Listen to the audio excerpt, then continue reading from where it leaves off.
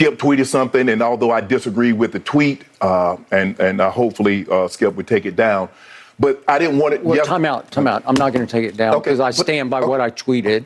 Skip, let me finish. All right, okay. Go ahead. No, you go. Go ahead, let's go, Jen.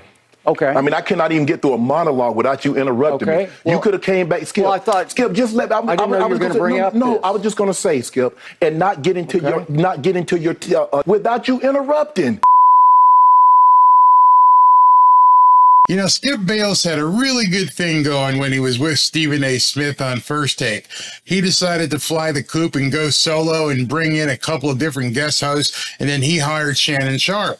And the same side over at ESPN, Stephen A. Smith didn't want to work with Max Kellerman, and he's been pretty much trying to figure out who he's going to be working with as well. In fact, he's put out an offer to have Shannon Sharpe join him on First Take.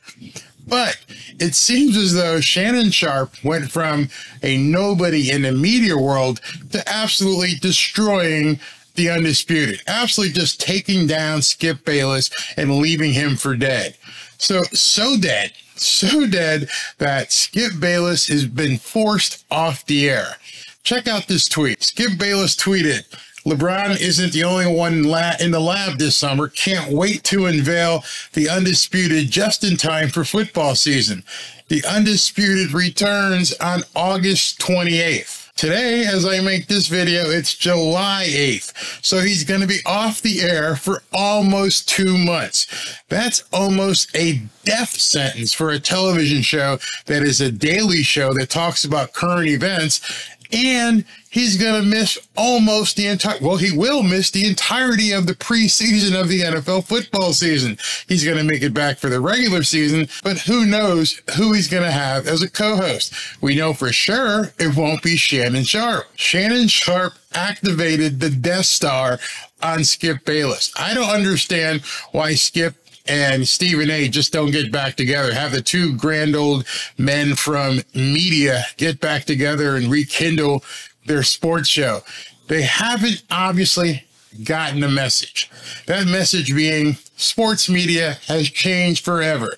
I know both of them would like to put out a hit on Pat McAfee for what he's been doing, but even Shannon Sharpe with Club Shay Shay and I Am Athlete and The Pivot with Ryan Clark, all of these sports shows are popping up where they don't need ESPN. They don't need Fox Sports. Throw a bunch of money at them. Yeah, it might make some sense. Who knows where Shannon Sharpe's going to end up? But it's very interesting that Skip Bayless is now a man without a home. I don't know if the Undisputed can even come back and be a viable alternative at this point, being off the market for 2 months. Now, I'm a small YouTuber. I know if I took 2 months out of the game, my channel would pretty much, wither up and die. I mean, he's got a much bigger network, a much bigger audience. They could play repeats for a while, but for the most part, if you're not staying current and giving your opinion on current events, you're no longer someone I need to watch. I don't have to click and watch old episodes of the Undisputed. It means nothing. So I saw an article on Front Office Sports that explains this perfectly. Let's take a look. This article here is from Front Office Sports, like I mentioned. It says the real reason why Skip Bayless Undisputed is taking 2 months off. The real reason, obviously, Shannon Sharpe's not there. But let's go through. I've highlighted some of the paragraphs in this article, which are really interesting. Says that the surprise tweet from Skip Bayless, which I just showed you, on Wednesday, cheerily explaining, a fake smile, why his morning show will go dark for more than 2 months before returning on August 28th. The image of Nutty Professor Skip mixing up a new secret formula in the Embrace debate lab is cute, but like many of Bayless's statements, it's not accurate. Yeah, I love how they call it the Embrace debate method in terms of two guys getting out there and screaming at each other for 35 or 40 minutes. No thanks. Instead, the risky 2-month layoff was driven by Bayless and FS1, Fox Sports 1, inability to find a replacement for Shannon Sharpe. He's not going to be easy to replace. Guy's got a captivating personality. He can speak articulately, which I find to be an insult when people say that about people like me, black guys. But he's a well-spoken, he knows the game inside and out. He knows more than one game. He can speak to basketball as well as football, and finding someone to take his place is going to be tough. There are plenty of potential Sharpe successors, ranging from late-off Keyshawn Johnson, who knows two sports, Max Kellerman, who's 3 times failed at this point with shows, on ESPN, to FS1 personalities, LaShawn McCoy, nah. Nick Wright, nah. Emmanuel Acho, watch that name. He could be a good person for Skip Bayless, but I'm going to come back to that. And Joy Taylor. But not many on-air talents want to take the hot seat opposite the domineering Bayless.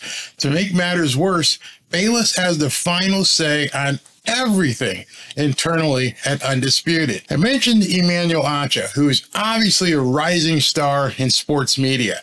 I think it would be suicide for him. He doesn't need the exposure to go on a show where he has no creative control, none whatsoever. Skip Bayless calls all the shots. If he were to go on Undisputed, I think he'd be in Shannon Sharpe's position in less than a year. He'd be like, I'm out of here.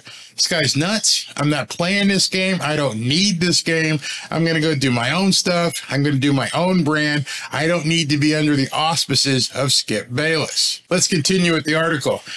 So any Sharpe successors must walk into Fox's Los Angeles studio knowing they will not be his equal either in salary or the show's direction. So when you sign on to work with Skip Bayless, you have no control, no creative control whatsoever.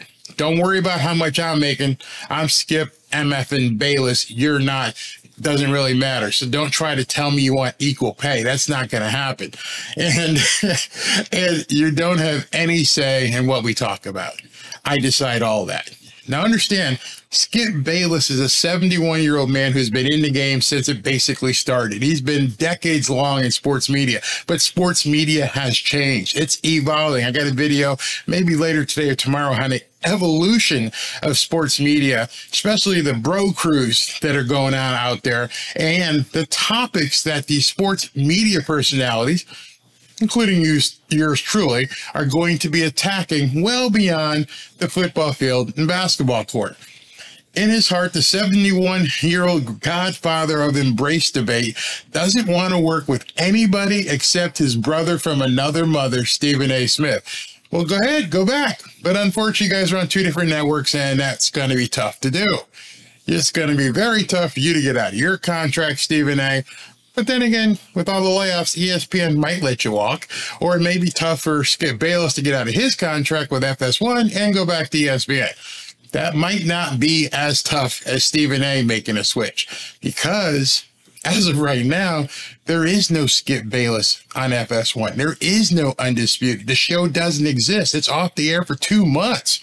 Not that its viewership was incredible anyway, so they may say, hey, Skip, yeah, skedaddle, head up to Bristol, get on ESPN. It says Shannon's exit moved away faster than they expected, so they had no choice but to go on hiatus. You know, my dad told me a long time ago, don't leave a job that you're at until you have another one lined up. These guys bought out Shannon Sharpe's interest in Undisputed and didn't have anybody else to fill the space. That was insane. Why would you do that? Figure a way to keep it going until you look for somebody. But nope, they cut bait and ran. So let's get back to the article. The article says another reason for the delay could be that Bayless and FS1 are scrapping the mano-mano style of the show. Instead, Bayless could replicate Smith's formula at First Take, where he debates a rotating series of guests ranging from Chris Mad Dog Russo, eye roll, to JJ Redick. I don't understand why these guys are stuck on debates. Why can't you just have a conversation? One of the things that makes Pat McAfee's show so engaging is you just talk. You're not really having a debate. You're not screaming at somebody trying to make your point bigger than the other person's point. I mean, I've talked to guys like Dudley Durong. I've talked to guys like TD Finstock. I'm not trying to convince them to take my opinion. Just having an engaging conversation that people can listen to, basically. But he said that would be a stretch. The rigidly disciplined Bayless has been basically following the same format for 15 years. Duh, time has passed him by. People have to understand things have changed. We no longer need the big mama network shows to tell us what to do. And it would be an insurance policy for Bayless preventing any debate partner like Sharpe from approaching him in popularity or power again. Imagine being so full of yourself that you don't want anybody to be popular or gain more power than you currently have. That's kind of screwed up. I mean, that's really, I would love to engage with people and actually pull them up and get them and show them what to do. Encourage people. Meanwhile, Bayless is like, nope, this is my kingdom. This is what I do here. You're just a plebe. Don't mess with anything here. In regards to what's going on, all Bayless has shared publicly is that his Undisputed 2.0, which is basically Undisputed 1.0 with a little bit of a hiatus in between and no Shannon Sharpe, will more heavily feature rap artist Lil Wayne, who performs the theme song. Sure, that'll get people to watch. Not. Trust me, it's going to be something. I divulged some details, but I've been told I have to be tighter-lipped than Bill Belichick, so I'm on to Cincinnati, he promised on his podcast. Out of touch much? Yes. Now, this part here is pretty important. I want to go over this. Weekday morning shows like Undisputed rely on loyal viewers turning them on or taping them daily. You never want to mess with a viewer's habits. Instead of Undisputed FS1 airing repeats of Speak and First Things First in Bayless's 9:30 and 12 p.m. time slot. So they're basically not even going to show repeats. They're going to show other shows, basically completely absolve themselves of even talking about Skip Bayless. Let's continue. I'll come back to that point in a second. Now this, I highlighted in blue because that means it's important. Couldn't do it in red. You wouldn't be able to see it. More than 2 months off the air will only embolden Smith and ESPN's First Take to widen their commanding lead over Bayless and FS1. As of June, First Take's estimated daily audience of 421,000 viewers was 2.7 times the size of Undisputed's 154,000 viewers. I want you to take that into consideration here. Everybody says that Stephen A. Smith is the penultimate. He's up here. He's the guy. He gets 421,000 viewers per day. Skip Bayless, who they say is number 2, gets 154,000 viewers per day. Do you know how many YouTube channels get more views than these top shows? Do you have any idea what it takes to get to 421 or 154? If Pat McAfee got 421,000 views in a day, I think he would probably stop doing it. I think there's other channels. Well, actually, I don't think. I know there are other channels out there that get much higher. I'm going to look to go over 154 during the season. So my show, this little show on this little bitty channel, is going to do more than the Undisputed averaged daily show viewership on a big-ass network like FS1. You understand how this landscape is shifting, and I don't think these guys are ready for it? Not at all. Let's continue here. Said Bayless on his podcast, please, please, please, Charles, come be the damn idiot's debate partner. Please let me annihilate you on a daily basis 10 times per show. Let me make barbecue chicken out of you. He's referring to, he wants Charles Barkley to come on his show. Why would Charles Barkley come on your little middly show? Charles Barkley has a huge following. He's on TNT with the basketball every single year, making gazillions. Got a Subway sponsorship. You're begging Sir Charles to come on your show? Not going to happen. And why would he want to come on and subject himself to making barbecue chicken out of him? Meaning you're going to insult him. You've already told him what the way and manner your show is going to go. And at the same time, he already knows he has no control. He has to sit there and take it. I think that's going to be a big pass by Charles Barkley.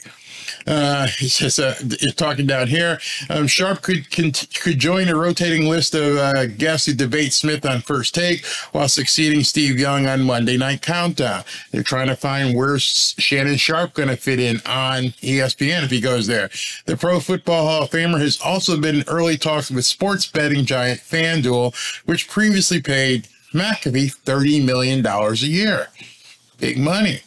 Lastly, this was so dumb. They had the best partner for Bayless, said a source.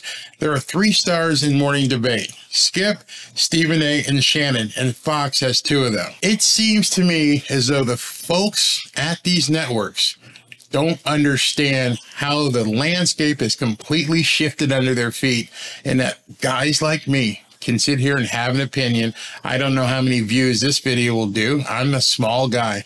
I got my little 21,000 subscribers. By the way, subscribers don't mean jack. It's what people want to see. See, that's one of the things that I'm going to impart upon you right now as a part of Barry's channel switch and his content. I don't know if you know this, but YouTube has announced that subscribers no longer matter. I mean, if you want to check that out, go look at even Pat McAfee's show. Pat McAfee has probably 2.5 million subscribers. Look how many views he gets. Not even close to 2.5 million views per video. That's not how YouTube works anymore.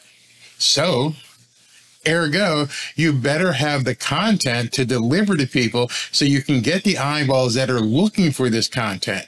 The media, when I say media, we're talking about broadcast media. The broadcast media hasn't quite understood or embraced that yet. They still think we're going to go with the same thing we've gone with for 15 years. I surely hope that Pat McAfee doesn't fall into that trap when he gets over to ESPN, because he's built something really, really cool. But those cool factors, the things that people have done, are there to set benchmarks for people to come after. And I know I get motivated by it. I know I get motivated trying to do different things. I don't want to do what other people do.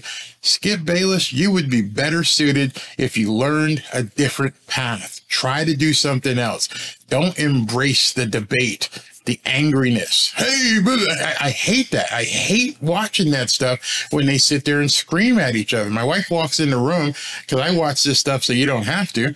My wife walks in the room and goes, what are these guys doing? How can they sit there and scream at each other for 30 minutes? I'm like, I don't know. He gets a lot of views, 400,000 people a day, but I don't want that kind of audience. And I don't think a lot of people want to be in that audience. Hence, again, I'll mention the names: Shannon Sharpe with Club Shay, Ryan Clark with The Pivot, I Am Athlete, although they've changed what they're doing, and then, of course, Pat McAfee. Let me know what you think about Shannon Sharpe completely destroying Undisputed with Skip Bayless, and if you embrace the angry debates that go on in some of these shows. Talk to you soon.